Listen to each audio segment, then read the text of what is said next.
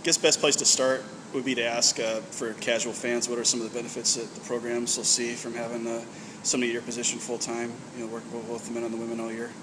Well, the main benefits, of course, are the stronger we get on an individual basis, the better chance we have to reduce our risk of injury on the ice. So what we're trying to do is lower the chances of getting non-contact injuries.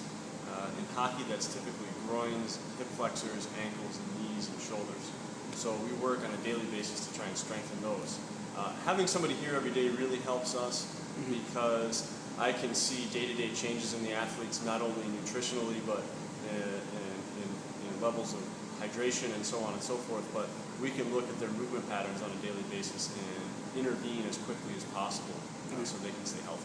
Yeah, I was going to ask you first about the conditioning part. You mentioned diet. How much of a factor, do you try to kind of give suggestions or for pregame meals or just even during the week, what kind of things they should eat and avoid and stuff like that? Yes, we work pretty hard on that, actually. Yeah. And what we do is we take a 3-day diet log of the players once every couple of weeks, and then we try and make sort of broader changes. We're not as concerned necessarily about 1 gram of carbohydrate here or there, but we're more worried about the quality of what they're taking in. Yeah. Are they getting enough fresh fruits and vegetables? Yeah. Are they avoiding the Pop-Tarts in the morning? Are we getting breakfast that's a legitimate breakfast? And those are our main concerns, are the real big issues that college students tend to eat pretty poorly, so we like to try and address food quality more than anything. Yeah, I was curious too, how have both the men and the women's teams kind of responded so far? Have they been pretty happy to kind of see everything going, or has everything been going pretty smoothly with the athletes? Everything's been very positive. People have been very receptive. The coaches have been fantastic. The teams have worked hard for me,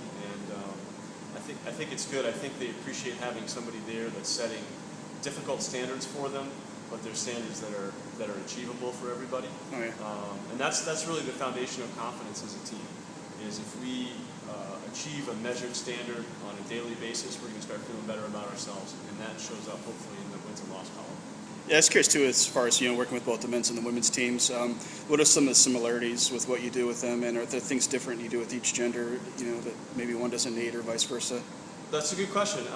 We do very similar things with them. The exception being that the ladies are with me a little bit less total time. Mm-hmm. Women in general.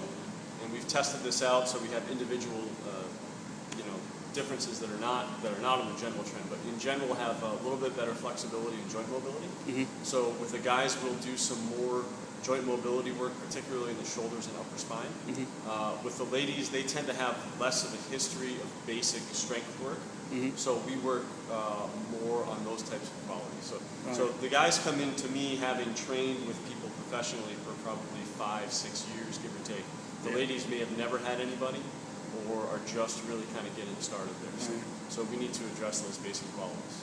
I guess the last thing I was asking was just, as somebody who never an athlete but took high school PE and stuff, I remember some of it was like weightlifting and things like that could seem like drudgery work. Have both sides been pretty good about not feeling like that? Like this is extra stuff they're getting stuck with and they just want to go play hockey kind of thing, Yeah, well, we've done a pretty good job, I think, because we get the team together twice a week for team lift, and there's time challenges that they have to meet, and there's sort of concessions to the winners of that, and the losers kind of get a little bit of a punishment. So there's a reason to come in here and work hard. Oh, yeah. And then we have a couple of days a week that are more technical instruction based. Yeah. And the players know that that's going to be a little bit easier, but they also tend to feel a little bit better and fresher coming out of that. So by varying the intensity and the expectations with which they work, I think we've been able to keep it the tempo pretty good.